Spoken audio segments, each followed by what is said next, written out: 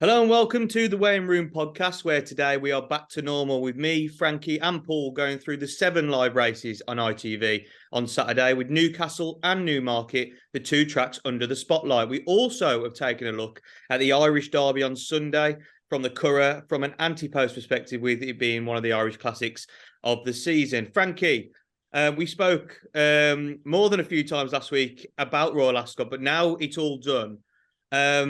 Obviously, the 5 days, it was a special week. We saw some massive shock results, didn't we? That would probably put the bookies in favour ahead of the whole week. What were your thoughts, and who were the standouts? Yeah, it was a great week of racing, and it had it all really from, record breaking from Aidan O'Brien, Holly Doyle riding a Group 1, Tom riding a winner for the King, Frankie riding winners. It really was a great week of racing, a really hard week for punting. Though, as you mentioned, the stat that blew my mind, I'm sure you've seen it. If you put a pound on every race, you would have been 600 odd quid in profit because of all the ludicrous prices that were coming in. So it was a tricky week for betting. I was gutted to see Little Big Bear get touched off by probably arguably one of the performances of the week from Shaquille, who came from last to first. But yeah, cracking week. I love all of those stories. That's what I like about racing, and I'm sure everyone's the same. The Group 1s, the top jockeys, the records being broken. So I loved it. Yeah, it was a top week, wasn't it? It's the greatest week, really, on the flats throughout the season. If you look anywhere, that's why so many different countries' horses come over. Paul, obviously, you were watching as well. We've talked about the big shocks, the 150 to 1s, the 80 to 1s, your 66 to 1s. It was a tough punting week, but from the class angles of the Group 1s, who would you say was your standout performances from there? I was delighted to see Tahira get back in front in the Coronation Stakes. A horse that I know Chris Hayes put a lot of pressure on himself when she was beaten in Newmarket. It was a wrong, I think, that he wanted to make right. So I was absolutely delighted to see herself get Tahira get back in front in the Coronation Stakes. Off the track highlight, I thought it was quite funny seeing Ryan Moore get 50 winks in the stewards room. I think that's a clip that went viral. I don't know, possibly highlighting the possibility that maybe our stewarding, the way we carry it out, that we conduct it, a steward's inquiry is a little outdated. I don't know. Yeah. But yeah, I thought that was quite funny. But from an equine perspective, Tahira was the class act. That was a good day of race, wasn't it? Tahira and King of Steel both going in. They both looked top class. Yeah, and I think Little Big Bear saved the bookies that day, just going down to the treble, the short price treble. Yeah, unbelievable performance from Shaquille. Obviously falling out the stalls, 5 lengths behind and still winning. But yeah, it was a great week from Royal Ascot. But now we're moving on to Newcastle and Newmarket on the Saturday. It doesn't have the slight same ring, doesn't it? But we'll try and find some winners anyway. The first race we're going to kick off the podcast with this week is from Newcastle. It's the Jennings Bet Festival Handicap over 6 furlongs. And this looks a competitive affair to kick us off. You've got Rati at the top of the market, 100 to 30, leading the way. You've got Lethal Levi in there, 11 to 2. Battle Dubai, 15 to 2. Magical Spirit, 8 to 1. The 9 to 1 bigger the rest. Frankie, we'll start with you. When you've got a favourite 130 at the top of the market, it's almost like the bookies don't really know where to go with this race, and there's a lot of value on offer. So who are you starting with? It's really competitive, I think. There's a few I could side with in here, really. Battle Dubai is a course and distance winner, and last time out was pretty unlucky, not getting a decent run when it mattered, and is still pretty unexposed. Coachella could just be a bit too good for this field. Was disappointed in a Group 2 last time, but has raced well over and made down on the dirt. Obviously carries top weight, but probably definitely classiest on ratings. But I am going to stick with the Fav just because Rati has put in 2 really good performances on the turf. The latest at Haydock being his best of his career so far, and if that transfers back to the all-weather, and there's no reason why it shouldn't, because he's another course and distance winner, then I think he's in with a great chance. So he comes here in good form. He's won here before. he obviously handles the surface, and yeah, he's just got to transfer that good form back to the all-weather. So I'm going to stick with the Fav, but it's competitive enough. There's a few I like, as I mentioned. Yeah, I'm very similar boat to you here, Frankie, because I think it's a very competitive race where you could make cases for and against for most in the field, really. That's what makes it so hard. I also came down on Rati in the end. I think Julie Camacho, obviously, she was a massive talking point last week at Royal Ascot with Shaquille getting her first Royal Ascot winner and Group 1 at that. She heads into this weekend with a 22% strike rate. She's been going great guns all season. And Rati has been one of them that has been consistently getting better. He's fifth at Newmarket in the big fielded Howden handicap over 6 furlongs. That was 21 runners that day. That was a really good performance. He was dropped a pound for that, wasn't he, last time out, off a mark of 90 at Haydock, and won another competitive handicap. He's only £3 higher here. He's a course and distance winner. He'll handle the all-weather. I just thought there's a reason why he's favourite, because he's the most likely to win the race off the back of what he's done this season. Others have run well this season, but have put in bad runs and have their quirks. Not to say Rati can't do that, but I think they've got more to prove than Rati has. So I'll be sticking with the Fav in the opener. Paul, who did you land on? I've gone with one with a quirk, James. I've gone with Magical Spirit, who's currently best priced at 8-1. He's an Ayr Silver Cup winner. His overall form is hit and miss, but his latest effort seen him finish third behind Bielsa at York back on May the 17th. Has his quirks, like I said. He wears the cheek pieces. He's got a nice draw in stall 7. We've got 9 runners going to post. Generally, I don't think the draw is going to make too much of a difference here, but generally in the bigger fields, high numbers on the straight track are statistically our favourite.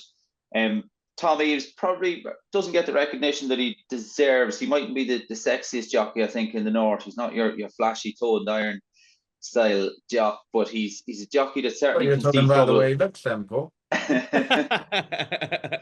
He's Tom is one of the stalwarts of the north. He's a top jock. One of those that he can anticipate trouble at furlong before it happens and get himself out of it. He's very tactically, he's very aware. And a horse, Magical Spirit, that Tom knows very well. So best price 8-1. I'm at Magical Spirit. Yeah, make a strong case there for one at a price. Moving over to Newmarket then for their opener on ITV on Saturday, and it sees the listed Empress Filly Stakes over 6 furlongs, and it sees a really bright field go to post. We've got Star of Mystery, top of the market, 5-4 Fav for Buick, Appleby, and Godolphin. What a question, unbeaten for Charlie Johnson, who's been going great guns of late. Indispensable, 8-1 for William Haggis. Point of Attack, 11-1 for Jonathan Thady Gosden. 11-1 Unbreak My Heart, and 12-1 Bar those. Paul, I'll let you start in this one. The Fav at the top of the market is very strong in the betting at 5-4, having been backed in from 6-4 already. Do you think he's the most likely winner, or are you looking to take him on? I'm looking to take her on. I've gone with Indispensable. Again, 8-1, I think represents a bit of value. Favourite, Star of Mystery, currently best price at 5-4. What a question is up there. I'm seeing 9-2. At 8-1, I would take a chance on Indispensable, who opened up her account at the third time of asking at Ripon last time out. Prior to that, finished a good second in a Fillies maiden at Goodwood, where the third Hellfire Bay has since won.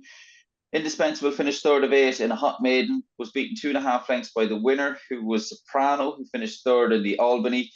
The unlucky second that day was Midnight Affair, who we tipped up when she went on and won at Beverley. And then Midnight Affair finished 9th, not beaten all that far in the Queen Mary. He was only beaten 7.25 lengths by the winner. So drawn in stall 10, I'd take a chance. Currently best priced at 8-1 on Indispensable.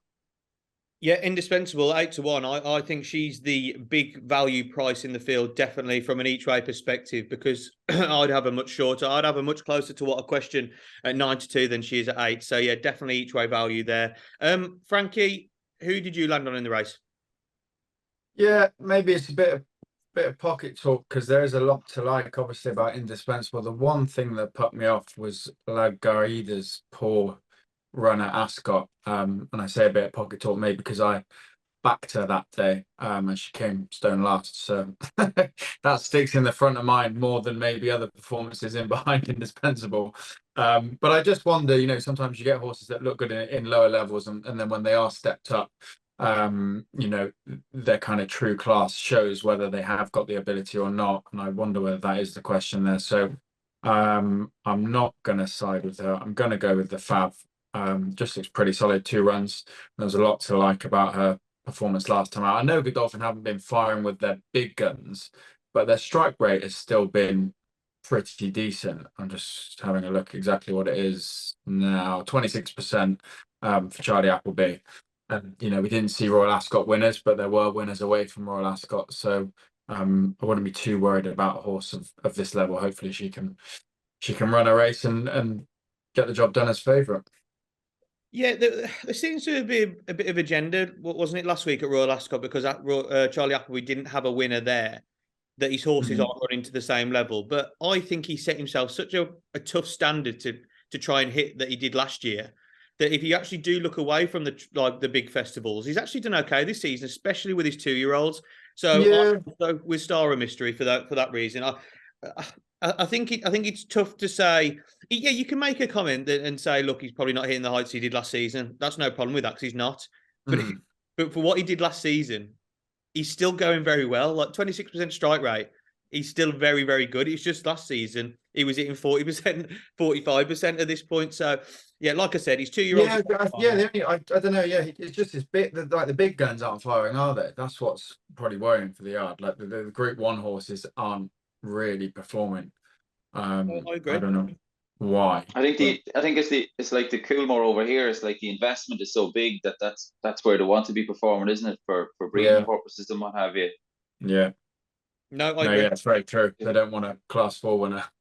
Exactly. They've spent enough £1 million on. Yeah, I agree. But like I said, the 2-year-olds are going well. So I'm going to stick with Star of Mystery here. And Charlie Appleby at Newmarket, whether it's the Rowley Mile or the July course, he has a cracking strike rate every single season. She made a debut behind Carla's Way, who was very impressive for Simon Ed Crisford. That was strong form. Obviously, Carla's Way didn't perform probably to her level at Royal Ascot, maybe being on the wrong side of the track that day. But Star of Mystery came out and franked the form in the middle of June at Haydock, bolting up by 11 lengths. I just think she's the typical type for Appleby and Godolphin, that she'll just keep improving throughout the season and using these races to go up into Group 3, Group 2. And I'm not saying she's a Group 1 horse, but I think they'd probably like to think she is. Appleby won this race in 2019 with Summer Romance. I would like to think Star of Mystery will probably become a better horse than Summer Romance. So I think she could be tough to beat. Like I said, indispensable 8-1's good each way value. But if you want the winner, I think it comes in the way of Star of Mystery. One of the Newcastle features then we're going to cover is the Group 3 Chip Chase Stakes over 6 furlongs, and Tiber Flow at 7-2 tops the market for Tom Marquand and William Haggers. Brad the Brief 4-1 for O'Sheen Murphy and Hugo Palmer. Mount Athos 9-2, Spycatcher 9-2, Witch Hunter, a Royal Ascot winner, coming back out after 9 days at 5-1. Judicial, the 11-year-old 12-1. Iconic Moment 20-1, and Prince of Pilo outsider at 33s. Frankie, who takes your eye? Gonna go with Brad the Brief to take on the Fav here. At first look, you might be slightly worried that it's a springboard to something else, because first run of the season in a race like this, for a horse that won a Group 2 last year, that might be your worry. But Asheen Murphy's booked, which kind of sways me to think, why wouldn't they have a crack and try and win this, obviously en route to something else anyway. I think his Group 2 form over in Ireland from last year probably holds the field, and he has won from a break before, so I'm not too worried about that. Hugo Palmer got him winning first time out at Haydock after a 193-day break. Comes off of a longer break, 259, but as I said, it's a positive sign that Sheen's booked. And if he does run to his best form that we saw last year, I think that's the best in the field. And not too much experience on the all-weather, but has raced once and won once. So hopefully shouldn't be a problem. Yeah, Brad the Brief 4-1. Has drifted out actually because he was favourite ahead of Tiber Flow, but Tiber Flow's gone into 7-2, which gives you a little bit of extra value. Paul, who's your pick in this one? I think Mount Athos is interesting. First start since having a win procedure done. Neil Callan rides for James Tate. Was around about 11-2. Now best price 9-2. But the one I've gone with, James, is Tiber Flow. Tom Marquand, William Haggis teaming up. Tiber Flow has had 3 starts at Newcastle that have yielded 2 victories and a second place effort. Finished off last season with a 5th place effort in a Group 3 at Ascot in October in a race won by Rohan. Thought made a pleasing reappearance. Tiber Flow finished 4th at 7 in a race won by Garris at Newmarket back in April. He was last seen finishing 2nd to Creative Force at Haydock back in May. I think the stiff 6 furlongs here. I don't think he's a proper 6 furlong horse, and I think 7 furlong is arguably too far from. I watched his run the last time where he just about lasted home to finish 2nd behind Creative Force at Haydock, and he's a horse that I think suits Tom Marquand in that he carries his head quite high. He runs a little bit on his nerves, I think. He can be a little bit keen. He wears a cross noseband. I think he's keen because he's a little bit on his nerves in the early part of a race, and that you just have to sit quiet on him. Tom, if you watched the early stages of his last run, Tom was so quiet with his hands, and his head was quite high in the early stages. And I think he runs on his nerves so much that he struggles to get air in the first kind of furlong or so. And you can just see him as the race goes on relaxing. And that's why I think the stiff 6 furlongs here will suit him best. I think if he gets in a nice rhythm early, shouldn't go, generally tend to go a sensible gallop in the early stages, regardless of the trip at Newcastle. I think that'll help Tiber Flow. 7-2 is a little bit on the mean side, I think. But I'll be happy to play Tiber Flow.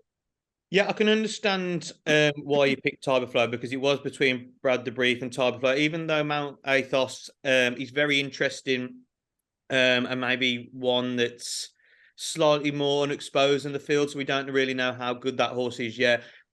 The thing for Tiber Flow for me was looking back and trying to class the form of his run at Newcastle when he was 2nd to El Caballo.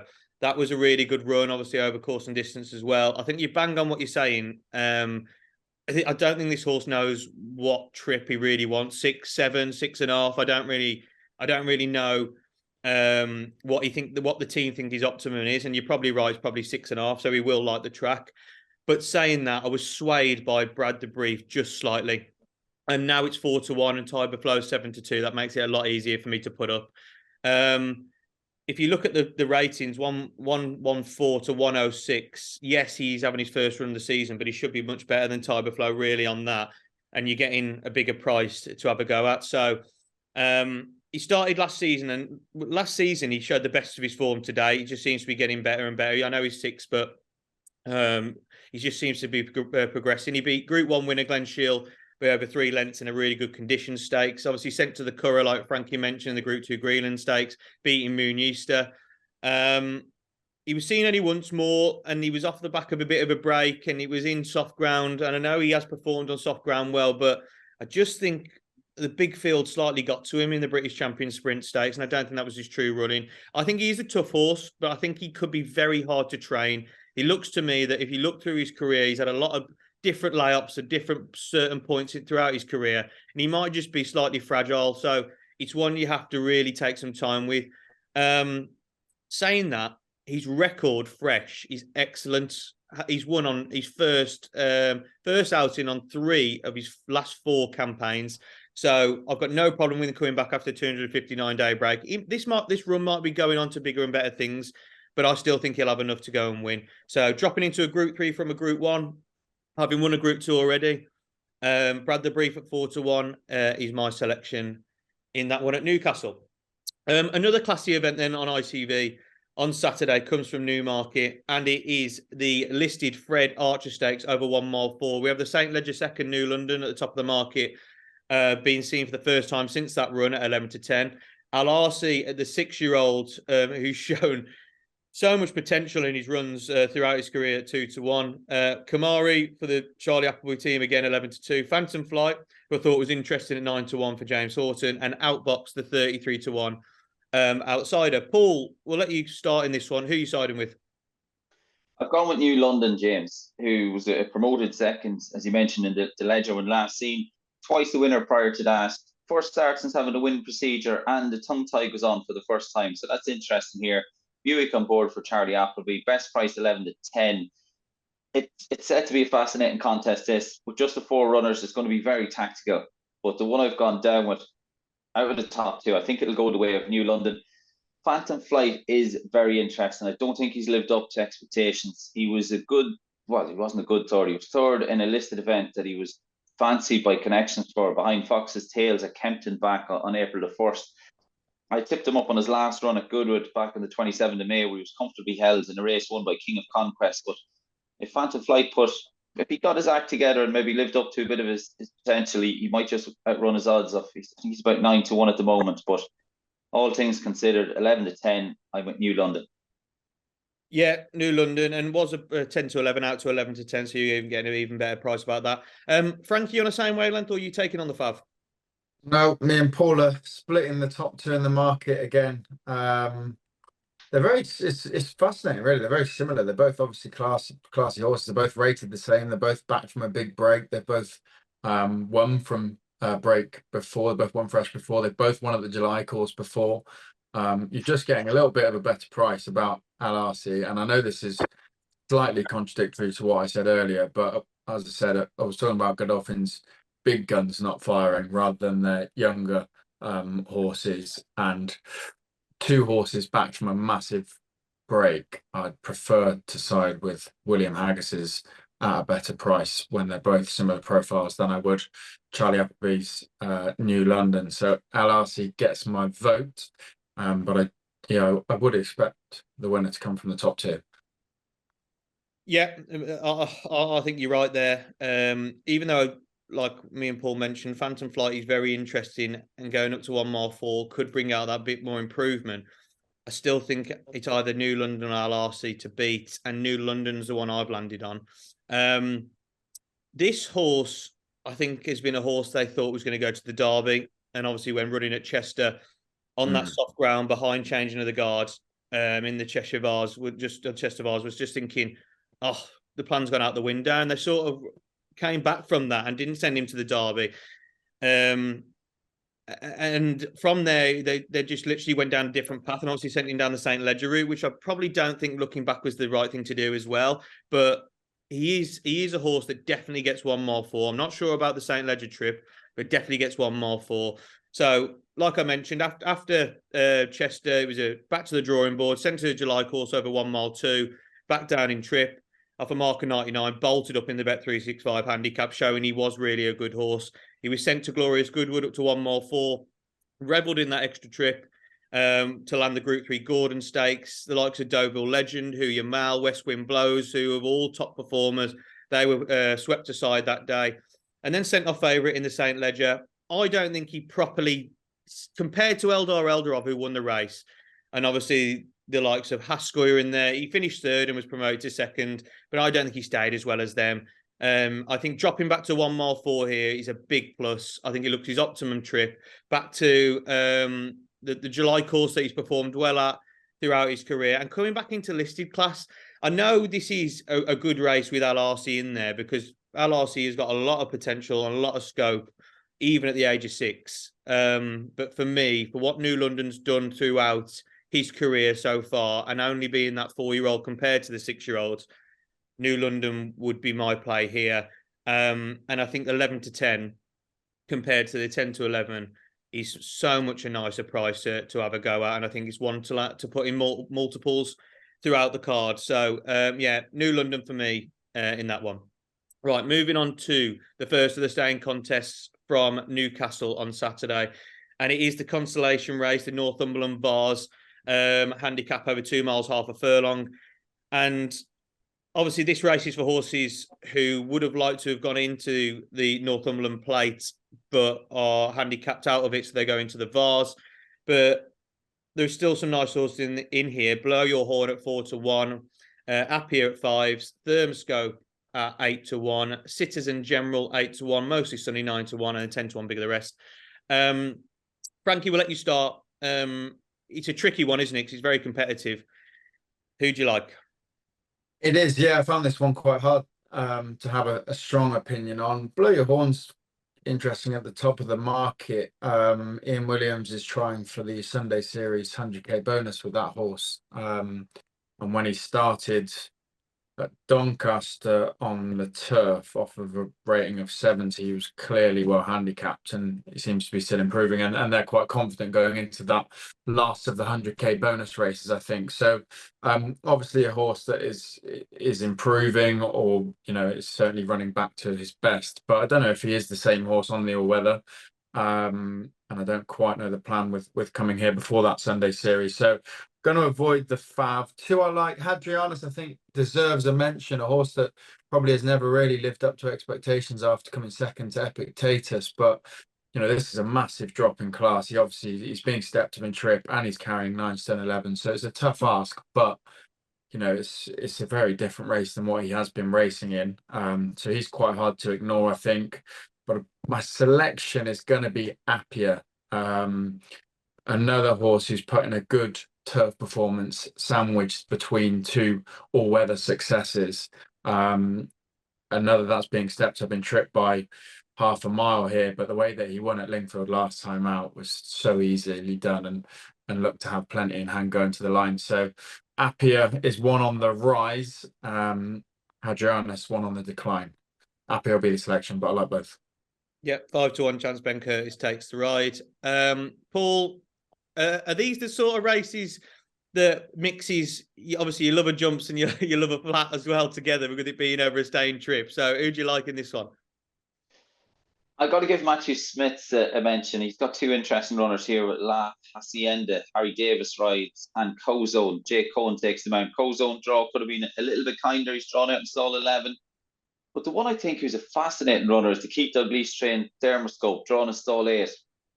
Thermoscope has only had the 8 starts, was a course and distance winner when formerly trained by Brian Ellison, has had 5 starts in Ireland for Sheila Lavery. Thermoscope won on his first start for Keith Dalglish. That was over the easy 2 miles at Musselburgh. Then only managed to beat one home in a 4-run race at Hamilton when last seen at the beginning of June.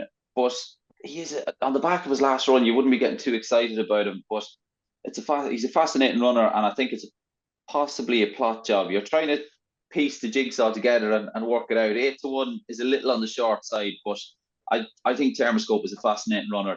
Keith Dalglish, top class jock back in his day. Billy Garrity takes the bounce here. Keith's made a good fist of training since pretty sharp, isn't it, Keith? He's good at placing them. He's absolutely, like you said, if you think you're onto one of his almost plot jobs, then if they do come off, he lands a few, doesn't he?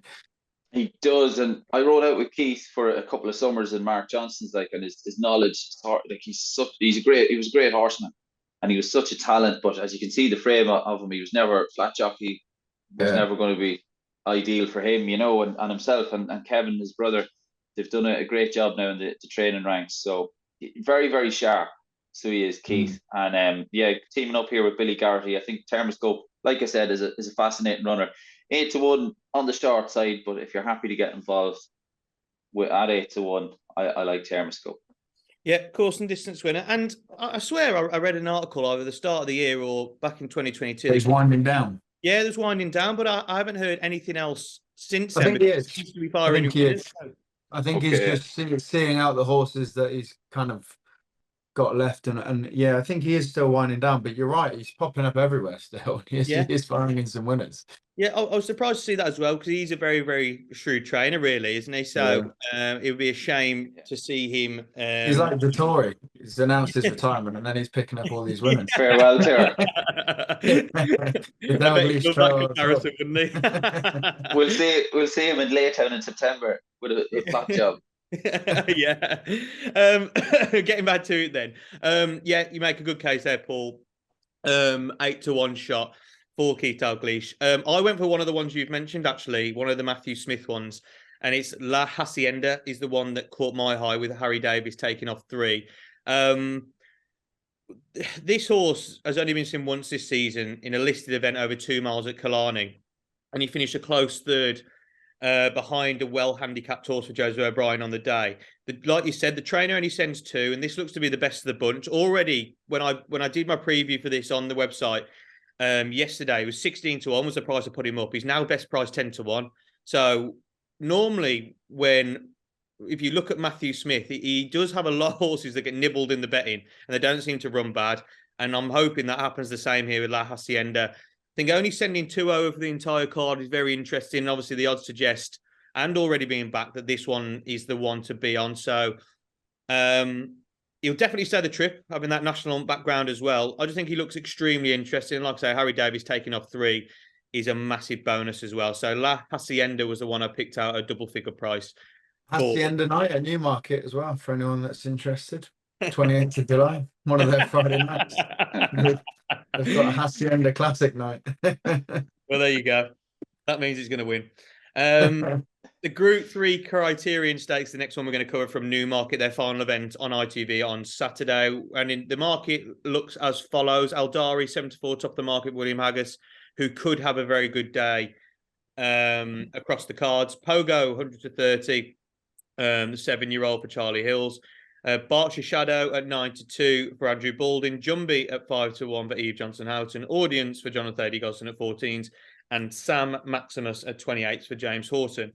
Paul, I'll let you start on this one again. Who do you like? I like Aldari on ratings and all known form. He's the one they have to beat. Best price 7 to 4. I think that fitness is a slight concern. He hasn't been seen in about over 400 odd days, but I think the ground is a bigger factor. Softer the ground, the better his chance. The official going at the moment is good to soft. I think if Aldari, if he's fit enough, well enough, he wins this. If he doesn't, if he was to blow up, I'd be happy to get involved with Jumbai, who's priced at 5 to 1. Jumbai was last seen running out a comfortable winner of a Group 3 contest at Haydock back on June the 10th. Aldari was last seen taking a listed event at Haydock. That was back in May 2022. Like I said, the softer the ground, the better for Aldari. And at 7 to 4, I'd be happy to get involved with. Hopefully continue the William Haggas weekend. Yeah, Aldari top of the market, 7 to 4. And like I said, it could be a good day for William Haggas. And I know you like Jumbie as well at 5. So it could be the players are forecast or just looking at it from an each way perspective as well, because 5s could be a bet to nothing. Frankie, who did you land on this one? Yeah, I'm taking on the fav with Pogo. Me and Paul are splitting the top 2 a lot. Maybe we should just play the forecast throughout the card. Pogo obviously hasn't ran to any form recently. Was 11 of 11, 13 of 15, and 10 of 12 on his last 3 starts. But I'm hoping you can make a few excuses. Maybe just wasn't firing overseas, and then a tough ask coming back into a Group 1 at Ascot. If you go back to last season when he's over 7 furlongs, he's won at this track before over 7. He's put in some really solid performances, placed in group races over 7 multiple times. So it's got to run back to that form. But as I said, I think if you can give him excuses running overseas and then coming back into a hot Group 1, there is the chance that he can run back to that form. No doubt about it. So I'm going with Pogo to take on the favourite. Yeah, Pogo looks interesting because obviously he does have form last season in Group 2s and dropping back into Group 3 from his Group 1 runs this season. He could bounce back to form, but he's a 7-year-old and you just want to see that maybe that the fire still burns for me off the back of his form recently. Aldari's obviously respected, but I can't believe it's a 6-runner race and we've all chose different horses, because I think Berkshire Shadow should not be the price he is. I think he's far too big at 9 to 2, and I think he should be at least second favourite, if not at the top of the market near Aldari. So that's why I'm going to play him from a price perspective. An absolutely quality horse during his career, especially as a juvenile. He won on career debut. He then went to Royal Ascot, landed the Group 2 Coventry Stakes. Obviously, we know how good you've got to be to land that race. Second in the Group 2 Vintage Stakes at Glorious Goodwood, went up to 7. But he sort of went off the boil then. He wasn't getting involved in the finish. Look, the races that he was in then were very good races, so you can maybe let him off. But as a 3-year-old, he didn't seem to progress like Connections thought he would either. This season, though, he's bounced back to form in a big way. He went to Wolverhampton on seasonal debut, won Seen Off Angel Blue, easily to land the listed Lady Wolfruna Stakes. That was a perfect prep run ahead of the All-Weather Mile Championships event at Newcastle, where he saw off Chichester over a mile to land that. Been seen twice more since, and he was stepped into Group 1 company. He ran a cracker to finish just over 2 lengths behind Modern Games in the Locking Stakes.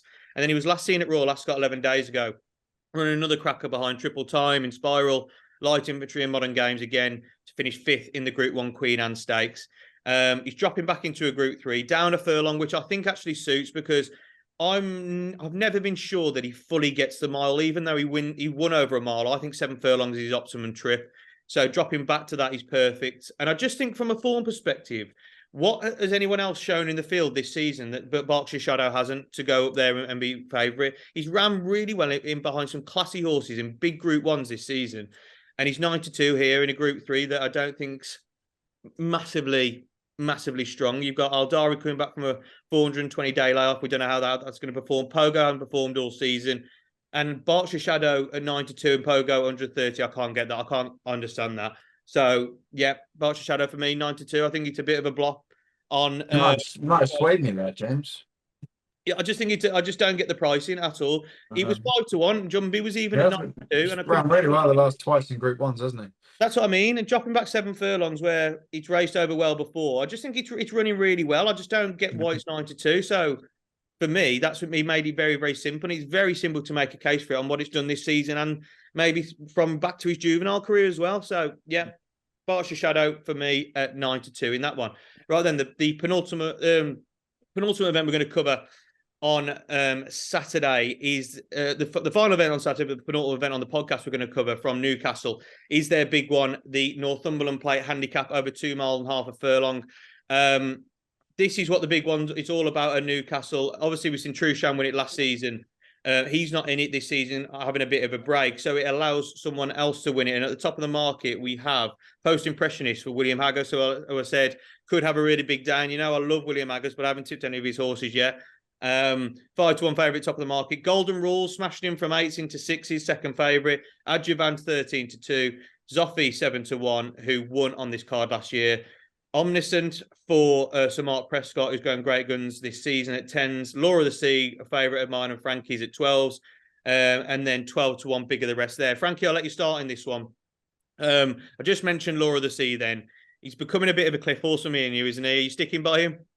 I am, yeah. I hope I haven't got this the wrong way around because, as I mentioned, Ian Williams has the favourite of the race beforehand. Yeah, he is a bit of a cliff horse, but I think he deserves his mention again today.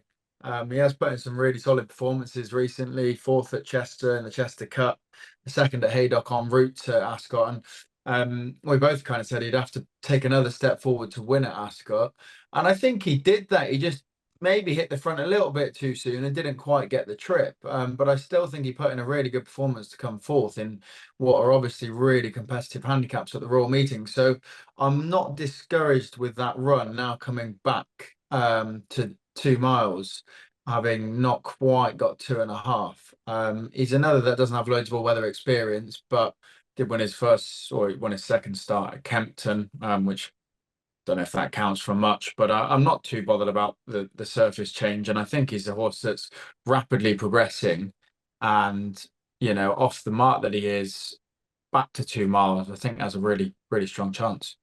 Yeah, Law of the Sea was 16s, now 12s, so been nibbled at a little bit. Richard Kingscote rides for Ian Williams. Paul, who's the one that you landed on in the Northumberland Plate? I've been trying to figure out if it's another plot job, James. I've gone with Omniscient for Sir Mark Prescott and Luke Morris. Drawn a stall number 9, just 2 victories for me at starts. Was last seen running out a very easy winner over 1.5 miles at Southwell back in October. Despite running green, had a tendency to hang once he came off the bridle. And I think, from what I know, I think back when I was riding, I don't think Sir Mark, they do an awful lot off the bridle at home. So they generally do their racing on he brings them up to such a level at home. And then they do their racing, I suppose, the learning when things come off the bridle, push comes to shove, to do that on the track. So I think there's more to come from Omniscient. Hasn't been seen in almost 300 days, 270 days since the last run, Omniscient. So I'd expect him to be a little bit keen in the early stages, might run around a little bit when we come to the business end, but trained by Sir Mark, Luke Morris on board, I'd be happy to get involved. Best price 10-1. I'm taking a chance on Omniscient. Yeah, Omniscient was one I looked at as well. Obviously, if there's going to be a man for a plot job, it's Sir Mark Prescott, isn't he? And you're getting actually a bigger price than all of his horses this season that have been plotted at 10-1 because he's obviously a bigger field race. Look, 95 might not be the ceiling for that horse, but you just never know with this trainer's horses. I thought Zoffy was interesting because I put him up last year at 16s, I think in the Vase, and he did the business for me, and he's only progressed since then. But off a mark of 95, he might be near his level. So there's two others I've picked out here. The first and my stronger of the two is Golden Rules for Oshie Murphy and Deborah Faulkner.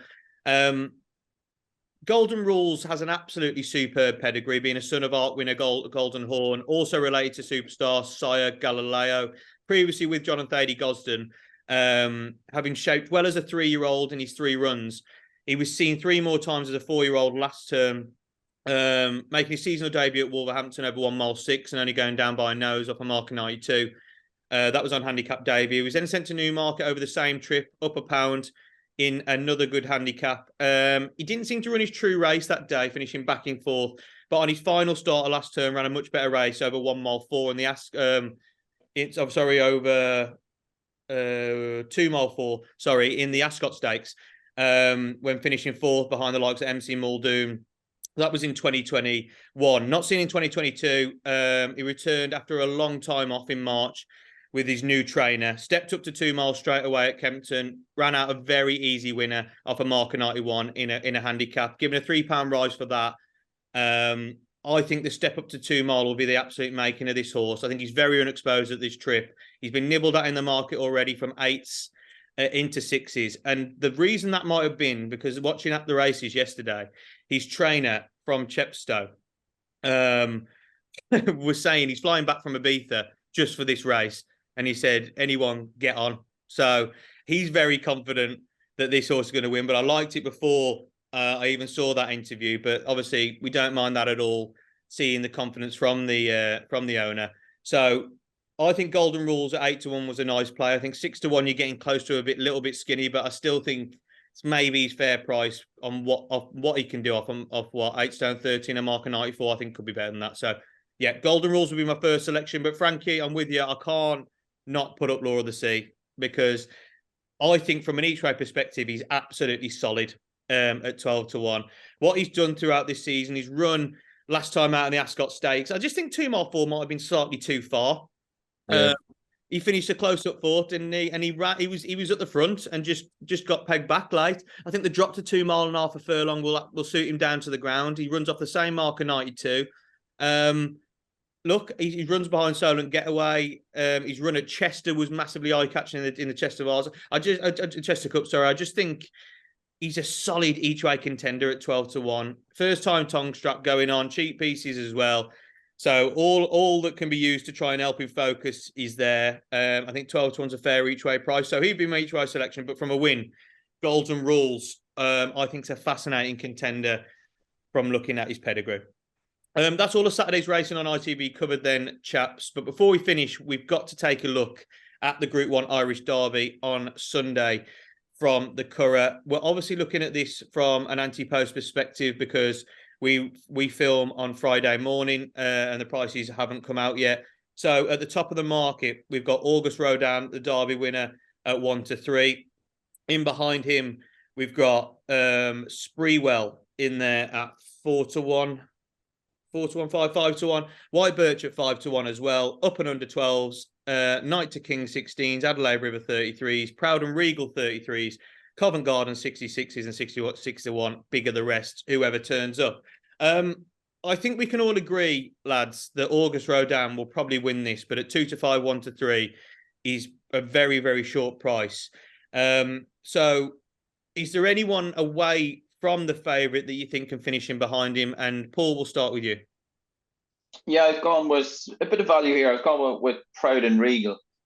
Each way, 6.25 lengths behind. Proud and Regal finished 6.25 lengths behind Paddington last time out at the Curragh. Prior to that, finished 5.5 lengths behind Spreewell at Leopardstown the time before. He might just, if the pace collapses out in front, he might just be one that might nick a place. At his best price, currently best price 33-1. So Donnacha O'Brien trains, and yeah, 33-1 out of a small each way wager for a bit of interest on Proud and Regal. Yeah, lovely stuff. Obviously, a big price at 33s, and definitely an each way player. Frankie, who was the one that you came down on, assuming that August Rodin does win? Who finishes in behind him? Yes, nothing interesting because Spraywell's second in the betting, but I really liked Spraywell going into the Derby off the back of that success at Leopardstown. And I was just watching it back a couple of times. Spraywell was bang in the middle of the field with a lot going on and maybe slightly unbalanced when it mattered. And I think with a bit of a clearer run and a bit more daylight in front of him, might just be able to keep galloping a bit better and probably follow Auguste Rodin home. A really interesting one's Knight to King for Dermot Wild, who's only had the one start and looked really impressive on his first start.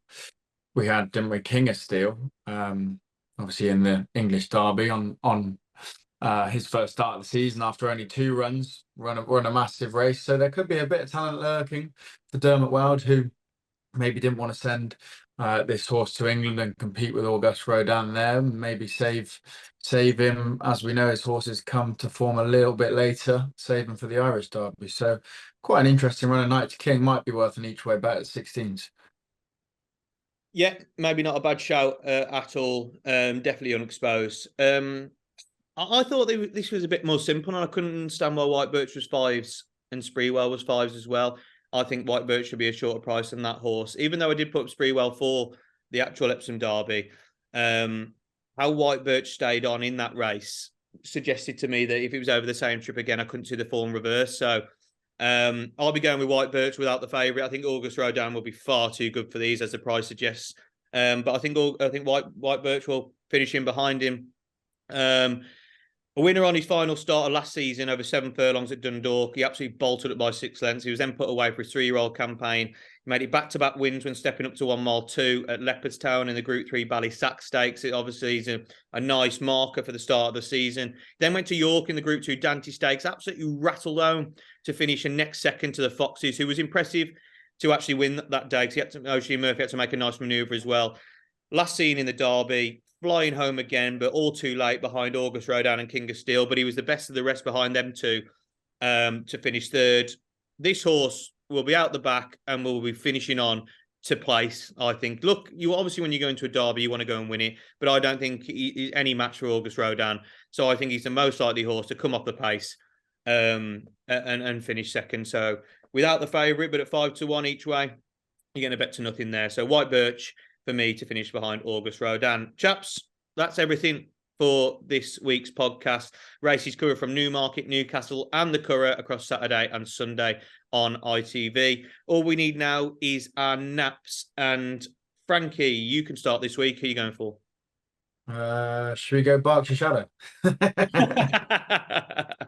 going to go Brad the Brief, who, as mentioned, I think has the form. Ashin's booked, which is positive for his first start. He's won from a break before, and yeah, hopefully can refine that form of last year and then should put this field to bed. Brad the Brief in the 12.55.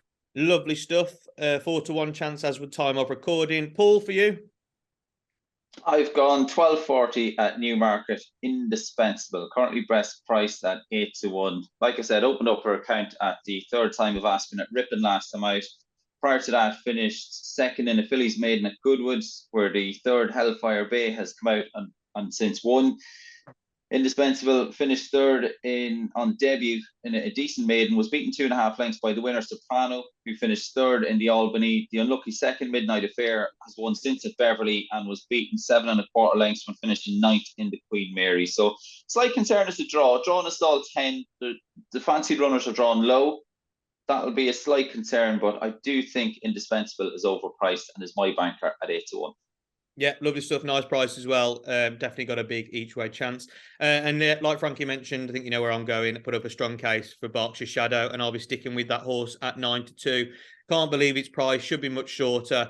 And at 9-2, it's easily the best play of the day for me off the back of his Group 1 form. His last 2 runs. Chaps, thanks as always for your selections this week. Hopefully we found some winners. It might not be Royal Ascot, but there's still some nice racing on offer on Saturday and Sunday. Please be sure to like this video, comment your selections or nap across the weekend's racing below. We'd like to see what you're going for, and make sure you subscribe to the Winners of Closure channel so you get notified when our shows do go live. All the best whatever you're backing this weekend, and thanks for watching.